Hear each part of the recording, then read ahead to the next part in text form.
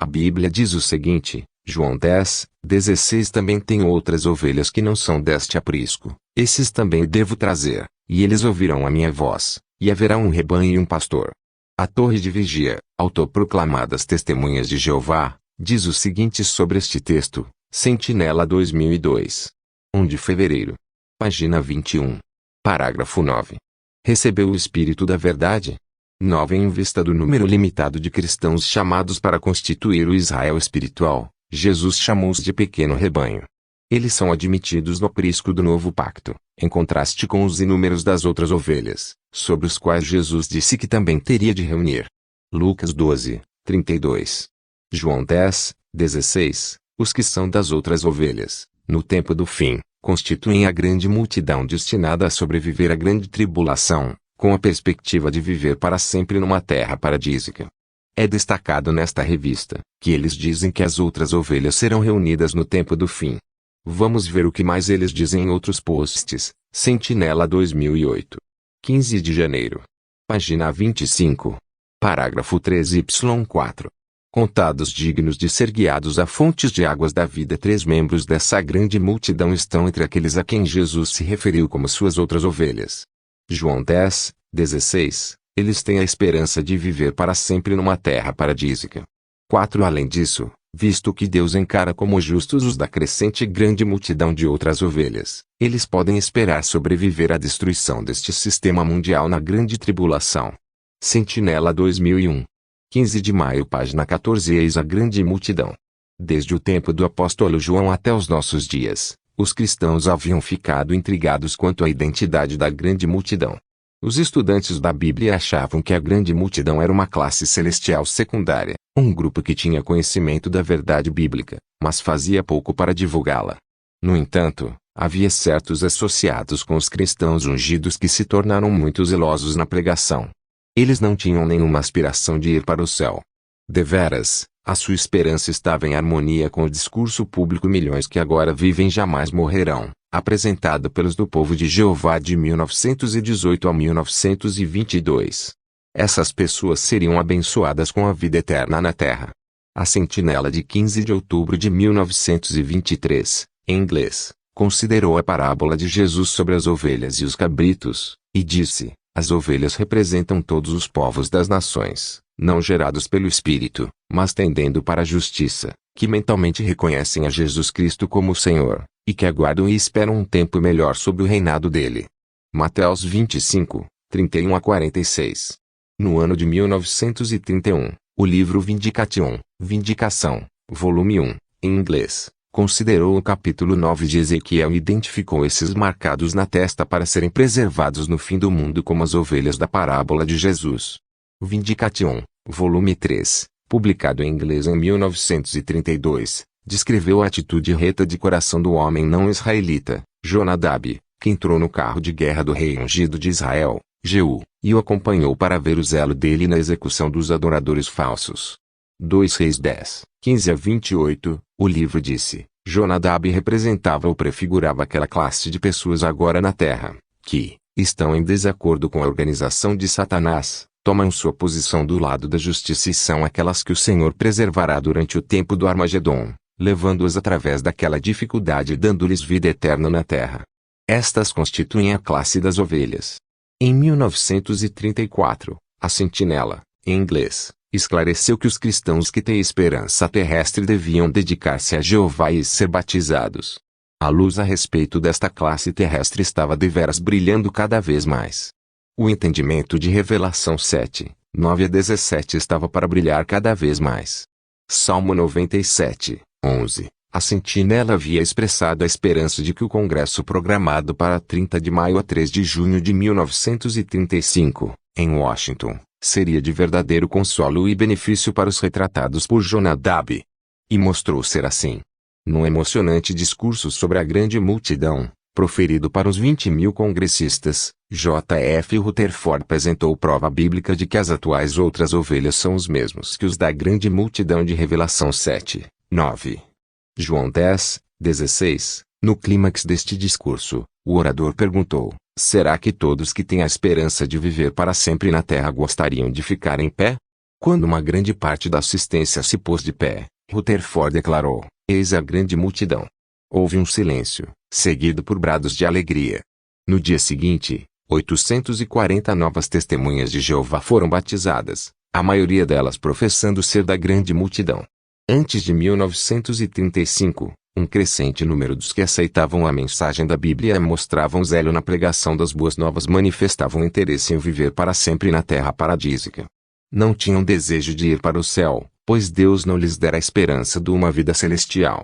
Identificarem-se com a grande multidão de outras ovelhas indicou que, em 1935, a chamada dos 144 mil cristãos ungidos estava praticamente completa. Revelação 7:4. Assim, destacamos o seguinte deste post: a esperança daqueles que tinham esperança terrena foi baseada no discurso de J.F. Rutherford. Milhões que agora vivem nunca morrerão. 2. Jonadab representava ou prefigurava as outras ovelhas. 3. Rutherford pergunta quem tem a esperança de viver para sempre na terra. Uma multidão se levanta, e Rutherford continua dizendo: "Ei, aqui está a grande multidão." 4. A identidade das outras ovelhas foi descoberta entre 1920 e 1935, e o número de 144 mil ficou praticamente completo em 1935. Agora, vamos analisar esses 4 pontos e vamos mostrar como esses 4 pontos são 4 falácias que colapsam os argumentos da torre de vigia sobre as outras ovelhas, e vamos mostrar o quanto eles estão errados. Primeiro ponto: a esperança de quem queria viver na terra foi baseada no discurso de J.F. Rutherford: milhões que agora vivem nunca morrerão. Essa esperança foi baseada em uma falsidade encenada por Rutherford, e não foi cumprida. No livro Milhões que agora vivem nunca morrerão, o seguinte foi dito, no subtópico: uma promessa positiva. 1925 testemunhará a ressurreição dos antigos patriarcas e profetas. Como ver isso não foi cumprido? Isso não era verdade, portanto isso não serve de base para a crença que a sociedade torre de vigia tem sobre as outras ovelhas.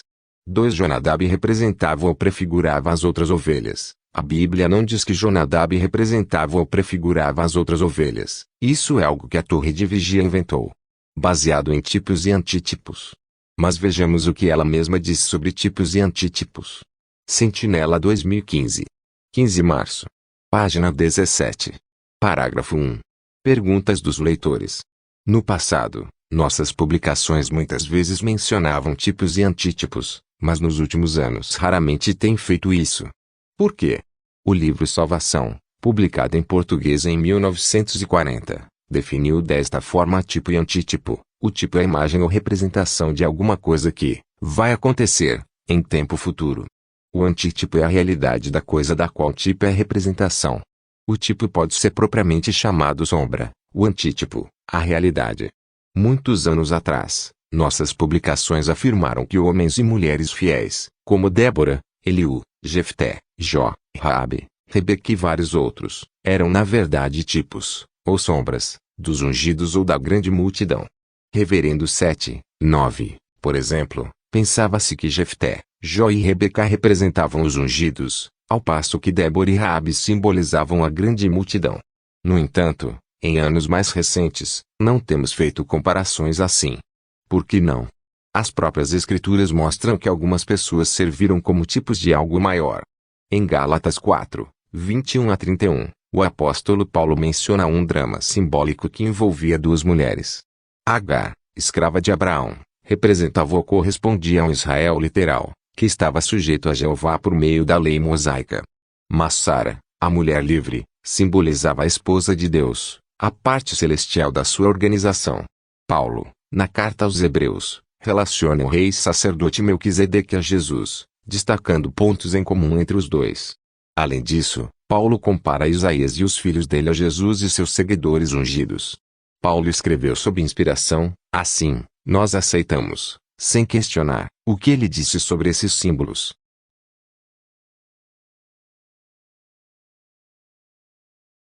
Os humanos não podem saber quais relatos bíblicos são sombras de coisas futuras e quais não são.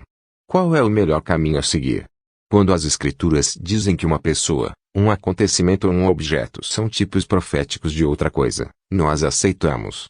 Do contrário, devemos ter cautela ao dizer que certa pessoa ou relato são antítipos de algo, se não há base bíblica específica para isso. Assim como vemos, este aplicativo que dá a torre de vigia ao personagem bíblico Jonadab, não tem base bíblica. Como este tipo de pedido só pode ser feito se a Bíblia o menciona, não pode ser feito pessoalmente. E também não serve de suporte para a interpretação que fazem das outras ovelhas. 3. Rutherford pergunta quem tem a esperança de viver para sempre na Terra. Uma multidão se levanta, e Rutherford continua dizendo: ei, aqui está a grande multidão. Com relação à grande multidão, o livro de Apocalipse é muito claro ao dizer, Apocalipse 7, 14, 14, eu disse a ele, Senhor, você sabe. E ele me disse, estes são os que vieram da grande tribulação, e lavaram as suas vestes, e as branquearam no sangue do Cordeiro. Vemos que diz muito claramente que a grande multidão são pessoas que passam pela grande tribulação.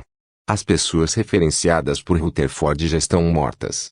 E eles não passaram pela grande tribulação, e a torre de vigia hoje também se atreve a contá-los entre a grande multidão, mesmo sabendo que essas pessoas já morreram, e não passaram pela grande tribulação. Como vemos, tudo isso é uma falácia por parte da torre de vigia. 4. A identidade das outras ovelhas foi descoberta entre 1920 e 1935, e o número de 144 mil ficou praticamente completo em 1935. Isso foi ensinado até 2007, na edição de 2006 do livro seguinte é mostrado. Livro Clímax de Revelação. Página 117. A selagem do Israel de Deus. A escolha geral do verdadeiro Israel de Deus se realizou desde o dia de Pentecostes de 33 S até 1935, ano em que, num congresso histórico das Testemunhas de Jeová, em Washington, D.C., a ênfase passou a ser dada ao ajuntamento de uma grande multidão com perspectivas de vida terrestre. Agora vamos ver como eles mudam essa doutrina. Sentinela 2007, 1 de maio, página 30. Perguntas dos leitores. Quando termina a chamada de cristãos para a esperança celestial? A Bíblia não dá uma resposta precisa a essa pergunta. Sabemos que a unção dos discípulos de Jesus, com o objetivo de receberem uma herança celestial, começou em 33 S. Atos 2, 1 a 4. Então, como vemos aqui, esse quarto ponto entra em colapso, então não há bases sólidas para afirmar que a identidade das outras ovelhas foi descoberta entre 1920 e 1935. E que a coleta dessas outras ovelhas começou no século XX, com todas essas bases descartadas, frágeis e erradas. E para acabar de desmoronar este sofisma, vamos ver quando a identidade das outras ovelhas foi realmente descoberta, e vamos vê-la claramente com a mesma Bíblia, e essa ela der bases sólidas. Então, antes de tudo, devemos ter em mente que a pregação foi dirigida principalmente ao povo judeu enquanto Jesus estava na terra. Vejamos os textos que apoiam isso. Mateus 15, 24, 24, ele, respondendo, disse, não sou enviado senão as ovelhas perdidas da casa de Israel. Mateus 10, 5 a 6, 5, Jesus enviou estes 12 e os instruiu, dizendo, não sigais o caminho dos gentios, nem entreis em cidade de samaritanos. 6, antes, porém, ide às ovelhas perdidas da casa de Israel. Vemos que diz muito claramente que a pregação é dirigida principalmente às ovelhas perdidas de Israel, o pequeno rebanho. Os poucos judeus que exerceram fé em Jesus. Agora vamos ver quando ele menciona outras ovelhas. João 10, 16, 16. Também tem outras ovelhas que não são deste aprisco. Esses também devo trazer, e eles ouvirão a minha voz, e haverá um rebanho e um pastor. Quem eram essas outras ovelhas que Jesus menciona? Esta pergunta é claramente respondida pelo apóstolo Paulo no capítulo 2 de Efésios. Vamos ver o que ele diz sobre isso. Efésios 2, 11 a 19, 11, lembrai-vos, pois, de que outrora vós, gentios na carne, fostes chamados em circuncisão, pela chamada circuncisão feita por mãos na carne. 12. Naquela época vocês estavam sem Cristo, alienados da cidadania de Israel e estranhos às alianças da promessa, sem esperança e sem Deus no mundo. 13. Mas agora, em Cristo Jesus, vocês, que antes estavam longe, foram aproximados pelo sangue de Cristo. 14. Pois ele é a nossa paz, que fez de ambos os povos um, derrubando o muro de separação do meio. 15. Abolindo em sua carne as inimizades, a lei dos mandamentos expressos em ordenanças, para criar em si mesmo dos dois um e um novo homem, fazendo a paz. 16. E por meio da cruz reconciliar ambos com Deus em um só corpo, matando nele as inimizades. 17, e ele veio e pregou as boas novas de paz a vocês que estavam longe e os que estavam perto. 18, porque por meio dele ambos temos acesso ao Pai pelo mesmo Espírito. Aqui Paulo diz que os judeus e os gentios, pessoas das nações, eram dois povos separados pela lei de Moisés. Esta lei foi abolida por Cristo, para unir os dois povos em um único espírito. Assim as outras ovelhas são os gentios do que se tornaram um único rebanho em Cristo, depois que o primeiro gentio Cornélio foi batizado por Pedro. O batismo de Cornélio deu início ao chamado às outras ovelhas. Leia Fatos capítulo 10. Vamos ler o que Paulo continua a dizer neste capítulo 2 de Efésios. Efésios 2, 20 a 22, 19. Assim, já não sois estrangeiros e peregrinos, mas concidadãos dos santos e membros da família de Deus. 20. Edificados sobre o fundamento dos apóstolos e profetas, sendo o próprio Jesus Cristo a principal pedra da esquina. 21. Em que todo o edifício, bem coordenado, cresce para ser um templo santo no Senhor. 22, no qual também vós juntamente sois edificados para a morada de Deus no Espírito. Observe que Paulo mostra que em Cristo não há diferença entre os cristãos. Não há duas classes de cristãos. A união desses dois povos ou grupos, a saber, gentios e judeus, era o grande mistério ou o segredo sagrado, que por muito tempo esteve escondido.